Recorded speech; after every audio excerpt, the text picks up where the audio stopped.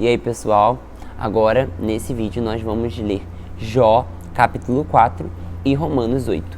Bora lá. Elifaz, então respondeu Elifaz de Temã: se alguém se aventura a dizer a você uma palavra, isso tirará sua paciência.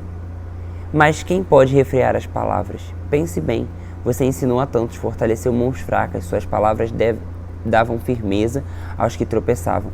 Você fortaleceu joelhos vacilantes, mas agora que se vê em dificuldade você desanima.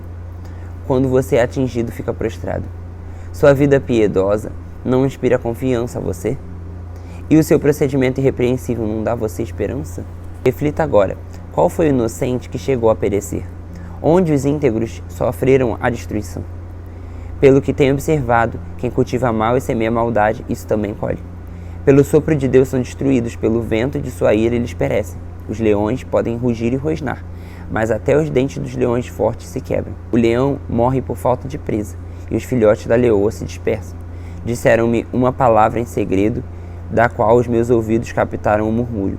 Em meio a sonhos perturbadores da noite, quando caí em sono profundo, sobre os homens temor e tremor se apoderaram de mim e fizeram estremecer todos os meus ossos.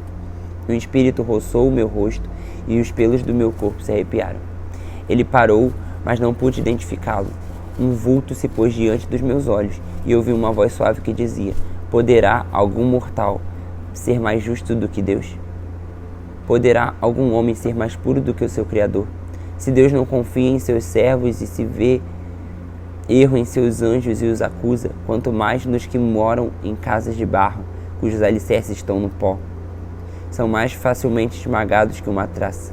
Então, entre o alvorecer e o crepúsculo, são despedaçados, perecem para sempre, sem ao menos serem notados. Não é certo que as cordas de sua tenda são arrancadas e eles morram sem sabedoria? Agora vamos para Romanos 8, vida pelo Espírito. Portanto, agora já não há condenação para os que estão em Cristo Jesus, porque por meio de Cristo Jesus a lei do Espírito de vida me libertou da lei do pecado e da morte.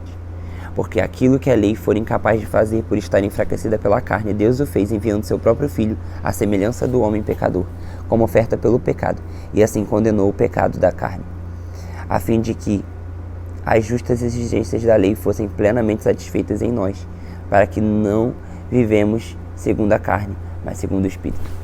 Quem vive segundo a carne tem a mente voltada para o que a carne deseja, mas quem vive de acordo com o Espírito tem a mente voltada para o que o Espírito deseja. A mentalidade da carne é morte, mas a mentalidade do Espírito é vida e paz.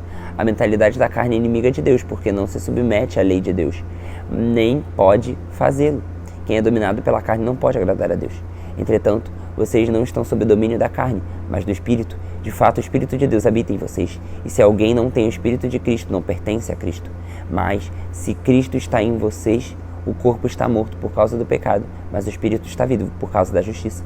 E se o Espírito daquele que ressuscitou Jesus dentre os mortos habita em vocês, aquele que ressuscitou a Cristo dentre os mortos também dará vida a seus corpos mortais por meio do seu Espírito que habita em vocês. Portanto, irmãos, estamos em dívida não para com a carne, mas... Portanto, irmãos, não estamos em dívida não para com a carne, para vivermos sujeitos a ela, pois se vocês vivem de acordo com a carne, morrerão, mas se pelo Espírito fizerem morrer os atos do corpo, viverão. Porque todos os que são guiados pelo Espírito de Deus são filhos de Deus. Pois vocês não receberam um Espírito que os escravize para novamente temerem, mas receberam o Espírito que os torna filhos por adoção, por meio do qual clamamos, Abba, Pai. O próprio Espírito testemunha ao nosso Espírito que somos filhos de Deus. Se somos filhos, então somos herdeiros, herdeiros de Deus e co-herdeiros com Cristo, se de fato participamos do seu sofrimento para que também participemos da sua glória. Considero que os nossos sofrimentos atuais não podem ser comparados com a glória que para nós será revelada. A natureza criada aguarda com grande expectativa que os filhos de Deus sejam revelados, pois ela foi submetida à inutilidade, não pela sua própria escolha, mas por causa da vontade daquele que a sujeitou, na esperança de que a própria natureza criada seja libertada da escravidão da decadência em que se encontra, recebendo a gloriosa liberdade dos filhos de Deus. Sabemos que toda a natureza criada geme até agora, como em dores de parto. E não só isso, mas nós mesmos, que temos os primeiros frutos do Espírito, gememos interiormente, esperando ansiosamente a nossa adoção como filhos, a redenção do nosso corpo. pois nessa esperança fomos salvos. Mas a esperança que se vê não é a esperança. Quem espera por aquilo que está vendo? Ninguém. Mas se esperamos o que ainda não vemos, aguardamo-lo pacientemente. Da mesma forma, o Espírito nos ajuda em nossa fraqueza, pois não sabemos como orar, mas o próprio Espírito intercede por nós com gemidos inexprimíveis.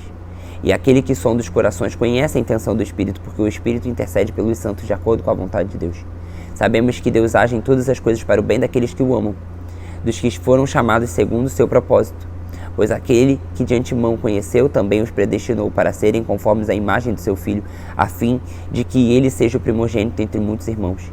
E aos que predestinou também chamou, e aos que chamou também justificou, e aos que justificou também glorificou. Que diremos, pois, diante dessas coisas? Se Deus é por nós, quem será contra nós? Aquele que não poupou nem o seu Filho, mas o entregou por todos nós, como não nos dará com ele de graça todas as coisas? Quem fará acusação contra os escolhidos de Deus? É Deus quem os justifica. Quem os condenará? Foi Cristo que morreu e mais que ressuscitou e está à direita de Deus e também intercede por nós.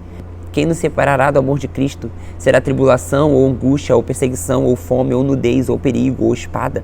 Como está escrito, por amor de ti, enfrentaremos a morte todos os dias. Somos considerados ovelhas, destinadas ao matadouro. Mas em todas essas coisas somos mais do que vencedores por meio daquele que nos amou. Pois estou convencido de que nem a morte, nem a vida, nem anjos, nem demônios, nem o presente, nem o futuro, nem qualquer poder, nem altura, nem profundidade, nem qualquer outra coisa criada será capaz de nos separar do amor de Deus que está em Cristo Jesus, o nosso Senhor. Nada, gente, vai nos separar desse amor maravilhoso. Deus abençoe, até o próximo vídeo.